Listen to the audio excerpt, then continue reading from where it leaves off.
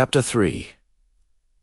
Early military service and rise. Under Scipio. The year is 134 BCE. Rome has been fighting a brutal war against Jugurtha, king of Numancia, for years, and Gaius Marius, a young military tribune, finds himself at the siege of the city of Numancia. It's been 2 years since he first arrived here with his legion, and they have yet to make any headway. As the Romans struggle to dislodge the stubborn Numantines from their city walls, Marius sees firsthand the toll that it takes on his fellow soldiers. Men become demoralized and exhausted, refusing to fight and longing for the comforts of home. The siege is becoming more and more difficult, and there is talk of abandoning the campaign altogether. One day, Marius sees an opportunity to help turn the tide of the battle. He approaches his superior officer with a plan to attack the city from a different angle, believing that they will be successful if they can catch the Numantines by surprise. But his idea is rejected, and he watches as his men continue to suffer defeat after defeat.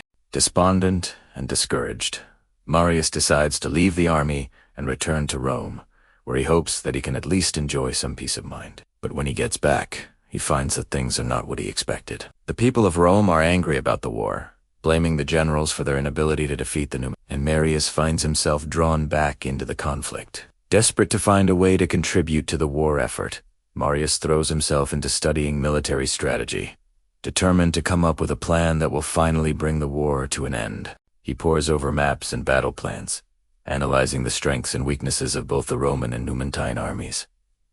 He knows that something has to be done quickly before more lives are lost. After weeks of intense study, Marius comes up with a daring plan to invade the heartland of Numancia, believing that this will force the king to choose between defending his capital or his homeland. He presents his plan to the Senate, who are impressed by his boldness and give him command of a small force to test out his strategy.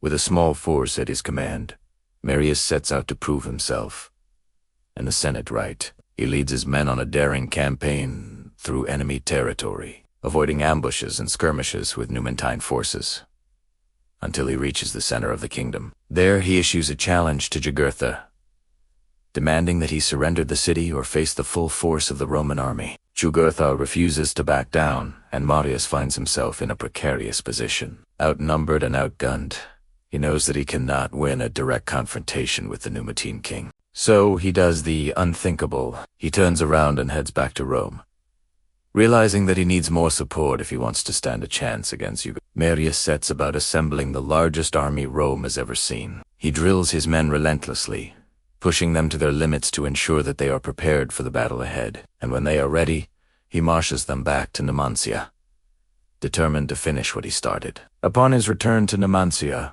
Marius lays siege to the city once again. This time, he is prepared. He has brought enough supplies to sustain his men for months, and he has studied the city's defenses to find its weak points. His plan is simple, but effective. He will starve the city into submission, rather than risk losing his men in a costly assault. Days turn into weeks, and the Numantine resistance begins to crumble. Their food supplies dwindle and the citizens grow weaker. Finally, after a grueling siege, Jugurtha and his men are forced to surrender.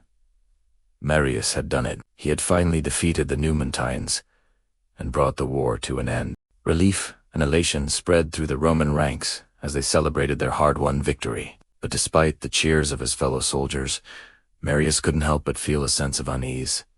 He had achieved victory, yes, but at what cost? The war had been long and bloody, and the city of Numancia lay in ruins around him. He knew that there would be no glory in this victory, and that the true cost of war was the loss of life and the destruction of entire civilizations. As the celebrations died down and the reality of his victory sunk in, Marius began to wonder what the future held for him. He had proven himself to be a capable general, but he knew that there would always be those who questioned his authority. He would need to be cautious if he wanted to maintain his power and influence in the years to come. Not long after the war ended, Marius returned to Rome as a hero. The people cheered his name and praised his bravery as he rode through the streets in his chariot. But beneath the surface, he knew that there were many who saw him as a threat, a man who had risen too high and might one day become a danger to the Republic. He knew that he needed to be careful if he wanted to protect his reputation and secure his place in Roman society. As the years passed, Marius continued to climb the ladder of success in Rome, but he never forgot the lessons he learned during the war. He carried the weight of the people's expectations on his shoulders, knowing that every decision he made could either solidify his legacy or bring it crashing down around him. He worked tirelessly to earn the trust of the Senate and the people, always aware of the dangers of ambition and the importance of maintaining balance in a world of chaos.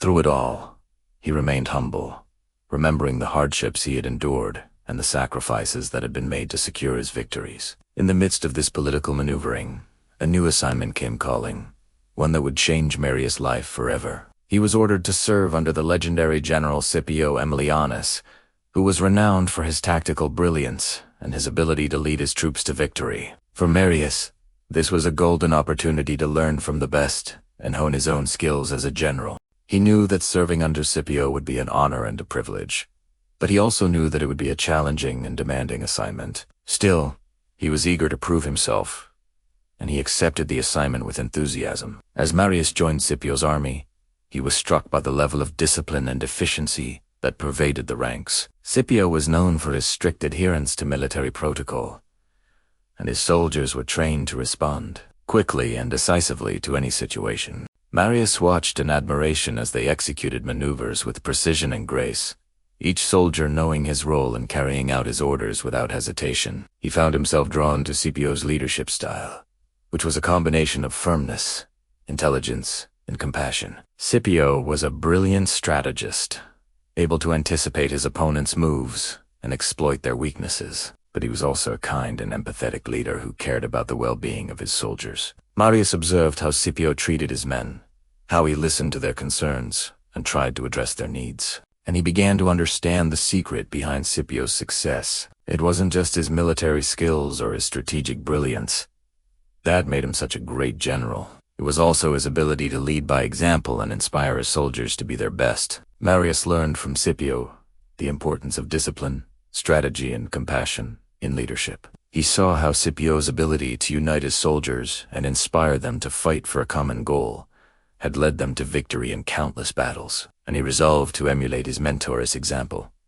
As he rose through the ranks of the Roman army, one day, while watching his men train, Scipio turned to Marius and said something that would change Marius' life forever. "There's nothing in this man that's common," he said, gesturing towards one of Marius' soldiers, a man who had shown exceptional courage and skill in battle. At first, Marius didn't understand what Scipio meant, but as he watched the soldier perform, he began to see what Scipio was talking about. This man was not like the others. He had a certain fire in his eyes, a determination and drive that set him apart. Scipio continued, "This man has something special, a spark of greatness.